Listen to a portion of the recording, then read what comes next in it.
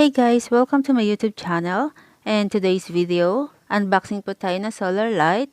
Also, check natin kung sa tingin nyo din ba ay sulit ang nabili kong solar light.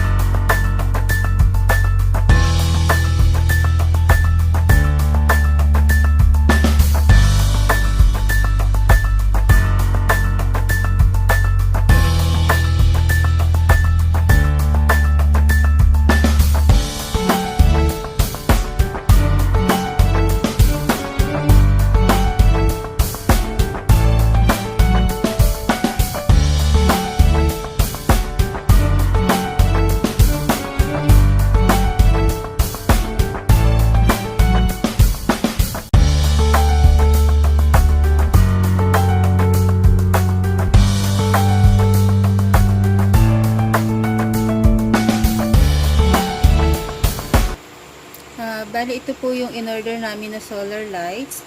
2 sets ito. And yung isa na ikabit na namin kanina dun sa bandang bodega. Ito yung itinira ko talaga. So, ito siya. Lagay dito, solar light, private floodlight without electricity.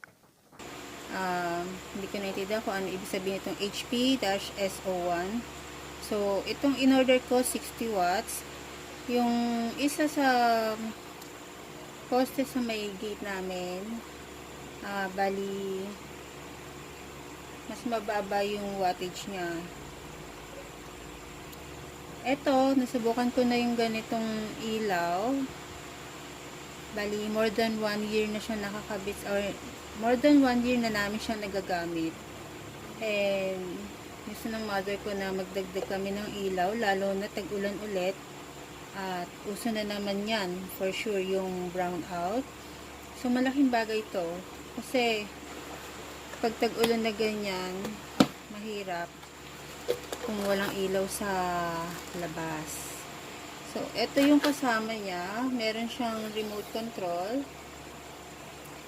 Pwede mo siyang iset kung walang oras, 5 hours, 3 hours. Pwede mo siyang manual na bubuksan, papatayin, or naka-automatic na siya na pag nagdilim, paggabi na, magbubukas na siya ng kusa, and kung sa umaga naman, automatic na rin siya mag-off. Ito, pwede mo siyang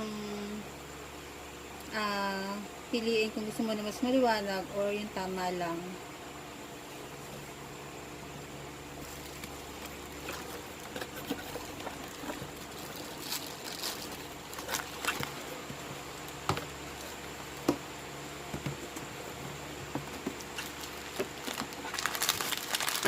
Dali, may kasama na po siya ng mga screws and itong battery para sa remote control.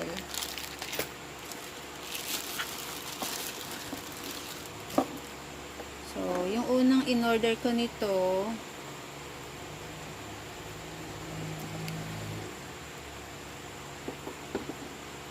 dalawang 60 watts. And then yung mas mababa, hindi ko siya matandaan kung 25 lang or mga 40. Pero ito, mas gusto namin to kasi talagang tama na yung liwanag niya. Mas malaki din yung nasasakop niya na area na nabibigyan ng liwanag.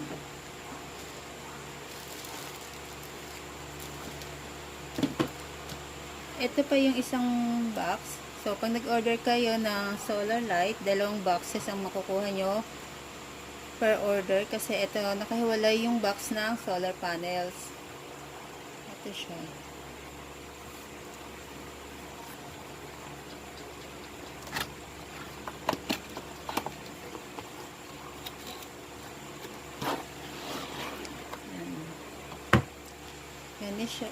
Ganito siya. Madali lang siyang install. Ito, plastic lang naman siya. So, walang problema sa amin. Kung ano, naka-cover lang naman to. Protection.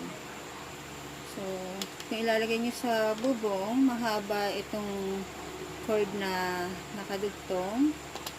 Madali lang siyang ikabit.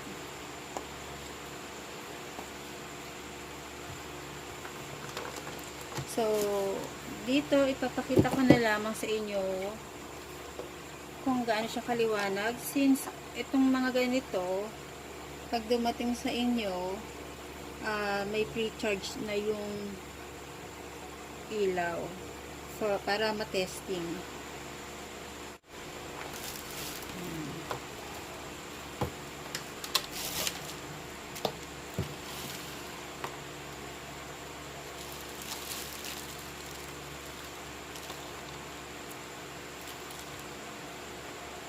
So, ito, magdudugtungin lang natin. So, ganyan lang. Nagbabarikot yata ako. Yan.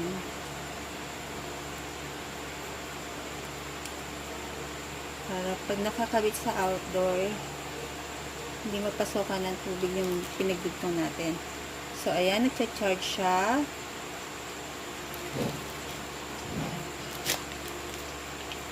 Subukan natin yun. Kung gaano siya kaliwanag.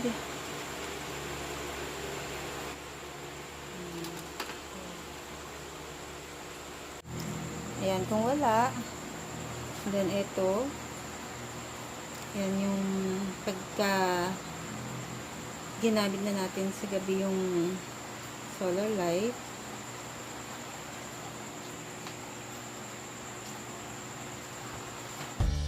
So, kung makikita po natin yung liwanag ng solar lights na kakakabit lang, maganda naman yung brightness niya.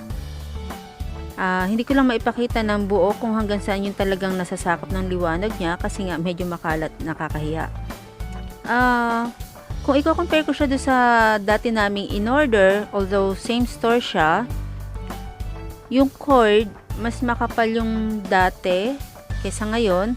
And then yung frame ng panels, para siyang mas manipis. Even yung weight, so yung bigat, mas magaan yung dumating ngayon.